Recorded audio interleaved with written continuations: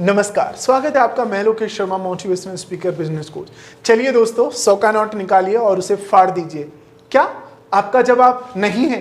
क्या दोस्तों कभी आपने अपने जीवन में नहीं शब्द का प्रयोग किया है? जो आज आप कर रहे हैं, सोचिए क्या उससे आपका जीवन वो होगा जो आप सोच रहे हैं? यदि नहीं है तो आपको दोस्तों नहीं शब्द यूज करना चाहिए, नो वर्ड यूज करना चाहिए, क्योंकि no itself says the next opportunity. My dear friend, जब हम अपनी जिंदगी में कुछ कर रहे होते हैं तो बस हम लोगों को खुश करने के लिए नहीं वर्ड यूज नहीं करते, नहीं वर्ड हम यूज नहीं करते, और ऐसा नहीं करते हैं तो हम अपनी जिंदगी में सिर्फ अपने साथ कर रहे होते हैं तो खिलवाड़। ऐसा ना करने की वजह क्या हो सकती है? सोचना होगा इसके बारे में, because whatever you are doing today, you need to think about it, you need to consider very seriously whatever it is being done today, and then what will be your future decided by your today's effort. Because if you are not thinking about it, my dear friend, it means is that somehow you are destroying and ruining something else.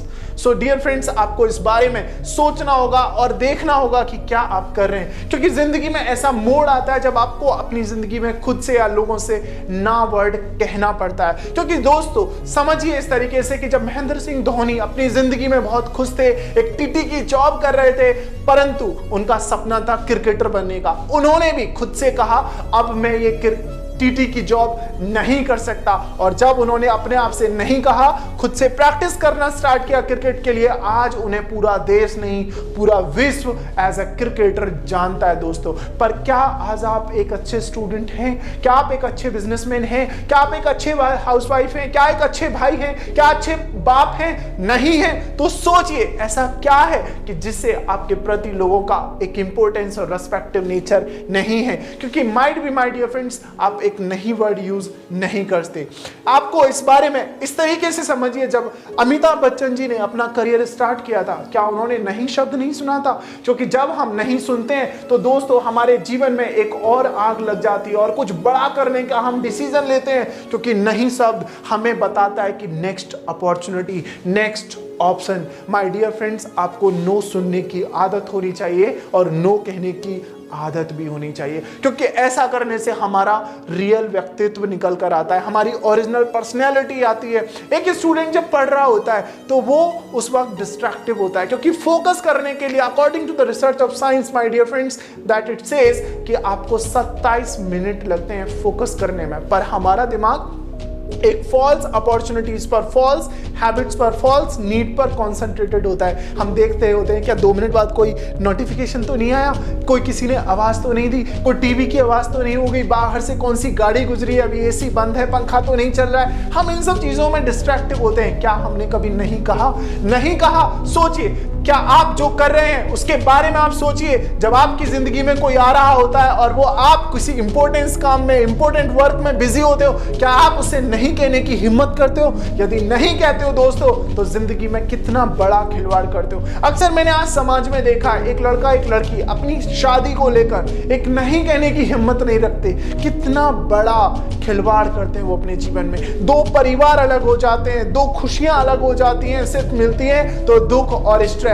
क्या आप तो ऐसा नहीं सोच रहे हैं? यदि आप नहीं कह पाते हैं तो दोस्तों आपको सोचना होगा, क्योंकि जिंदगी में यदि आप नहीं कहते हैं तो आप बड़े नहीं बन सकते। क्या आपको लगता है धीरू भाई अंबानी ने नहीं कहा होगा? कहा था। क्या जेफ बेजोस ने किसी से नहीं कहा?